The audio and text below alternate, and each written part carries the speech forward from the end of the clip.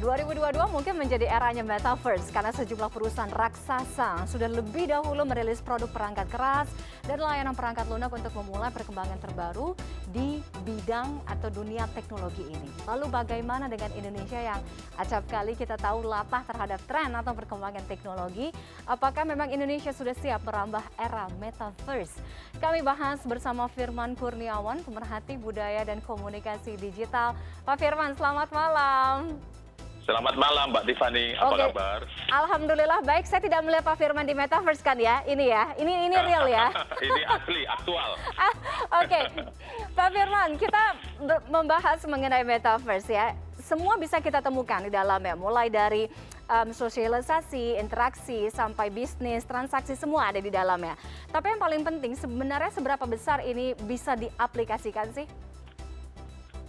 Ya, sebetulnya perkembangan teknologi yang kita sebut hari ini Metaverse itu sudah banyak para ahli yang membincangkan. Jadi ini merupakan implikasi dari masifnya penggunaan mikroelektronik yang berbasis internet, sehingga tercipta sebuah ruang alternatif, ruang yang tidak bersifat fisikal, ruang yang tidak menempati waktu, tetapi dia nyata, itu yang disebut sebagai real virtuality. Nah, rupanya oleh para pebisnis, oleh para ahli teknologi, kemudian dia disebut sebagai metaverse, baik sebagai brand maupun sebagai suatu situasi. Nah, sebagaimana tadi disebutkan di dalam novel Snow Crash, itu memang dibayangkan di dunia yang alternatif atau di dunia yang paralel ini akan terjadi segala hal sebagaimana yang terjadi di dunia nyata. Ada transaksi, ada sosialisasi, ada edukasi, ada berbagai macam. Kita menemukan diri kita yang lain dalam bentuk avatar, itu juga di dalam metaverse. Nah, seperti itu Mbak gambarannya. Oke. Kita berbicara skupnya untuk Indonesia lebih dahulu ya, karena sebenarnya kan kalau perusahaan teknologi raksasa sudah lebih dahulu mengembangkan atau masuk merambah ke metaverse ini. Tapi kalau kita melihat skupnya untuk di Indonesia, kita tuh kan kadang suka latah dengan tren. Tapi kita tentunya sebenarnya belum tentu sebenarnya siap. Apalagi kalau misalnya kita ngomongin metaverse, NFT itu kan lekat sekali ada di dalam metaverse, yang mana kita tahu untuk regulasi atau payung hukumnya masih abu-abu, di Indonesia belum jelas gitu, belum ada.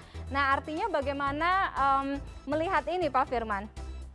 Ya, ketika kita ngomong Indonesia siap, statement siap ini spektrumnya sangat luas. Siap untuk menjadi pemain, siap untuk menjadi regulator, siap untuk menjadi pihak yang diuntungkan, itu sangat tergantung. Tetapi yang jelas, saya kira tidak ada satu negara pun di dunia ini, kecuali mungkin produsennya yang sudah benar-benar siap, arsitekturnya seperti apa, kemudian dia mempunyai skenario seperti apa. Semua negara dan semua penduduk di dunia ini rasanya dalam masa euforia, ingin tahu apa itu metaverse, sehingga rasanya kalau disebut latah juga tidak, karena ini sesuatu yang memang menarik. Ada sebuah alternatif di mana kehidupan di dunia ini yang analog kemudian kita paralelkan di tadi dunia yang berbasis internet, yang bisa melakukan itu semua. Nah, sekarang persoalannya agar kita tidak disebut latah, itu harus mempelajari berbagai macam implikasi di dalamnya.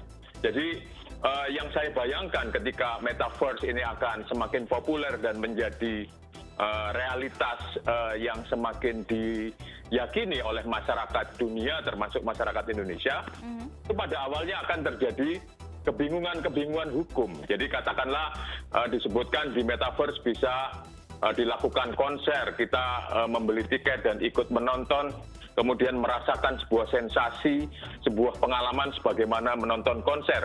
Sehingga tidak tertutup kemudian ketika misalnya suatu pendidikan dilakukan di metaverse, persekolahan dengan relasi antara guru dengan murid, dosen dengan mahasiswanya dilakukan di metaverse. Nah, kemudian ketika kita katakanlah ikuti hari demi hari bersekolah di metaverse, apakah kemudian statusnya kita adalah sama dengan lulusan orang yang bersekolah di dunia analog? Nah, ini kesetaraan hak, kesetaraan hukum, kesetaraan aturan, ini akan nanti terjadi kebingungan pada awalnya. Oke. Nah, untuk mencegah kebingungan itu dan kita tidak menjadi sekedar warga negara yang hanya dijadikan sebagai pasar, maka perlu kita pelajari berbagai macam implikasi-implikasinya. Seperti itu Mbak Tiffany. Oke, Pak Firman, ini adalah penting. Ketika kita masuk ke dunia teknologi, ke dunia digital, tentunya banyak sekali risiko atau potensi ancaman. Let's say kita melihat ada pencurian data, pembobolan data, dan lain sebagainya. Nah, kita tahu, tidak dipungkiri juga bahwa keamanan siber Indonesia itu masih sangat-sangat lemah ya. Artinya Anda melihat apakah Indonesia memang sudah siap untuk merambah ke dunia metaverse ini? Ya, paling tidak kalau urusan perlindungan data pribadi, kalau kita mau disebut siap, segera regulator negara, dalam ini DPR, pemerintah, mengesahkan undang-undang pelindungan data pribadi. Karena kalau kita lihat dalam bermedia sosial kita pun hari ini tidak berbicara tentang metaverse, sesungguhnya ketika kita berinteraksi dengan semua perangkat digital, itu semua data pribadi kita itu akan masuk, baik data pribadi yang ketika kita aplikasi mendaftar platform itu perlu mendaftarkan email, kemudian juga mungkin kalau layanan keuangan ada KTP, nomor induk kependudukan, itu ada data pribadi. Kemudian juga ketika kita berinteraksi, memasang foto, kemudian komen, itu kemudian ketika diakumulasi, sebetulnya itulah kedirian kita. Itu adalah data pribadi kita. Nah, hari ini ketika teknologi itu sudah memungkinkan terjadinya pengolahan data dengan big data, data-data kita ketika berinteraksi dengan perangkat digital ini dimanfaatkan oleh pihak. Makanya ada istilah data mining. Data kita adalah barang tambang yang sangat bermanfaat bagi pihak lain, yang bisa digunakan untuk melakukan forecasting, dilakukan untuk mempengaruhi pilihan selera kita, dilakukan untuk melihat konsumsi kita dan sebagainya, sangat bermanfaat bagi pihak lain. Nah, kemudian kita sebagai pemilik data diuntungkan untuk apa? Itu dari satu sisi. Di sisi lain, ketika data kita disalahgunakan, digunakan untuk hal-hal yang tidak sesuai dengan peruntukannya, apa yang bisa kita lakukan? Nah, ketika kita masuk metaverse, di mana tiruan-tiruan kehidupan itu lebih intensif ditirukan dalam bentuk simulakra atau hyperreality, data kita akan lebih banyak dan intensif masuk ke sana, dan itu tidak tertutup kemungkinan akan lebih bermanfaat oleh pihak lain, sementara kita mungkin hanya keasikan menikmati permainannya saja. Nah, ini yang perlu dibangun oleh semua pihak, oleh pemerintah, oleh para pemerhati teknologi digital, oleh para pendidik, dan juga para pemilik akun digital ini harus tahu konsekuensi-konsekuensi yang mengikuti dari implikasi metaverse ini. Oke, itu masuk dalam salah satu mitigasi tentunya yang harus disiapkan kalau memang betul-betul ingin terjun masuk merambah ke dunia metaverse ini ya. Termasuk saya mau minta tanggapan dari Pak Firman. Pemerintah kan sekarang kan rencananya sedang membuat metaverse IKN, ya kan? Dan ditargetkan dalam beberapa bulan ke depan, paling tidak 4 bulan itu akan selesai. Sehingga masyarakat nanti bisa lihat tuh gimana desainnya, gimana konsepnya, dan lain sebagainya. Nah, dengan kondisi yang tadi Pak Firman sampaikan, celah-celah tadi, artinya apakah ini cukup realistis untuk diimplementasikan? Waktunya singkat sekali loh Pak Firman, beberapa bulan lagi. Ya, saya kira kalau urusan data Indonesia dengan 280-an juta penduduknya, itu sangat kaya data, demikian juga dengan berbagai macam lembaga di Indonesia yang mengumpulkan data.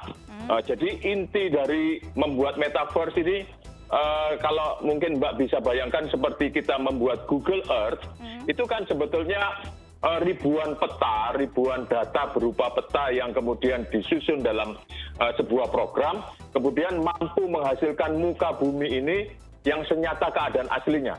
Indonesia mempunyai lembaga yang namanya Badan Informasi Geospasial yang mempunyai kebijakan satu peta di Indonesia. Nah itu peta-peta di Indonesia itu sudah banyak dan ahli-ahli teknologi informasi juga Indonesia tidak kekurangan, sehingga untuk membuat metaverse versi Indonesia buat saya bukan sesuatu hal yang rumit, bukan sesuatu hal yang tidak mungkin.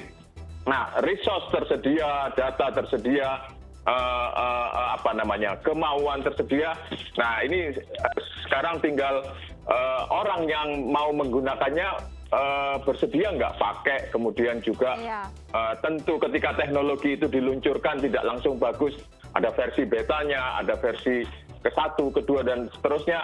Nah, ketika kita cukup sabar untuk mengikuti itu semua, tidak tertutup kemungkinan kita akan menjadi pesaing metaverse-nya Facebook, seperti itu. Oke, sangat optimistis. Intinya kalau tadi penjelasan Pak Firman, ibaratnya kalau kita masak itu kita punya ingredients-nya, kita punya bahannya, kita punya bumbunya, kita punya pancinya untuk masak, tergantung bagaimana cooking-nya, sehingga nanti yang mencicipi makanan itu pas nih ya, tidak kurang.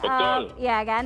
Oke, Pak Firman, tadi di awal kan Pak Firman juga sampaikan, dan kita juga melihat bahwa metaverse ini mungkin memudahkan, ya kan? Karena sekali lagi teknologi itu kan adalah keniscayaan.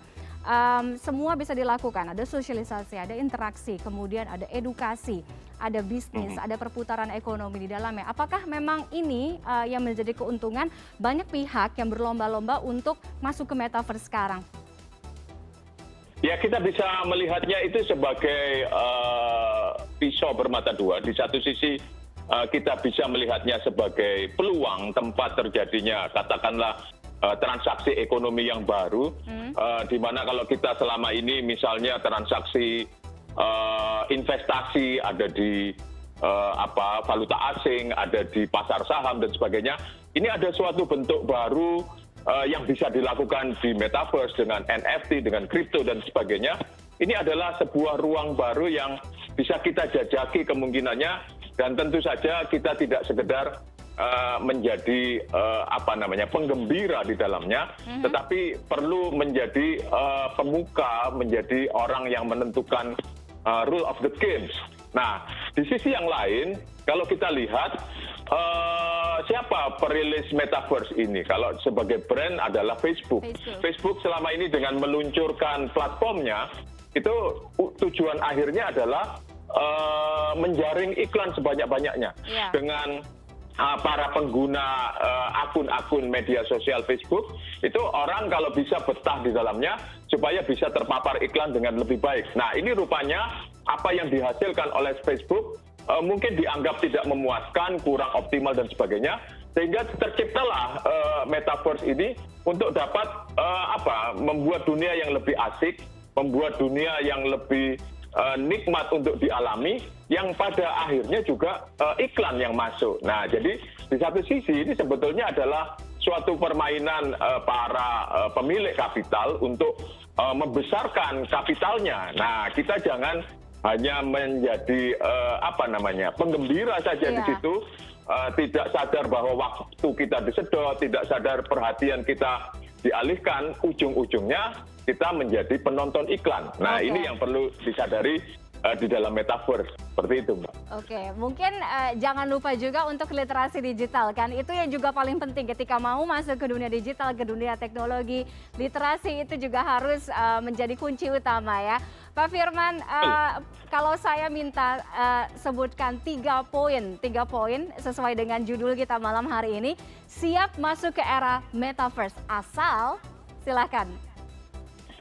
Siap masuk ke era metaverse asal sadar bahwa kita ini mempunyai resource yang kuat untuk tidak hanya menjadi penggembira, tetapi kita juga bisa menjadi penentu di dalam metaverse.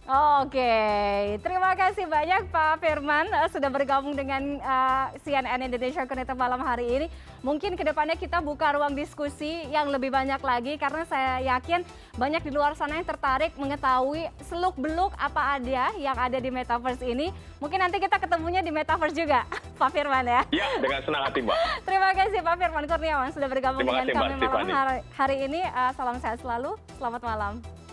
Selamat malam.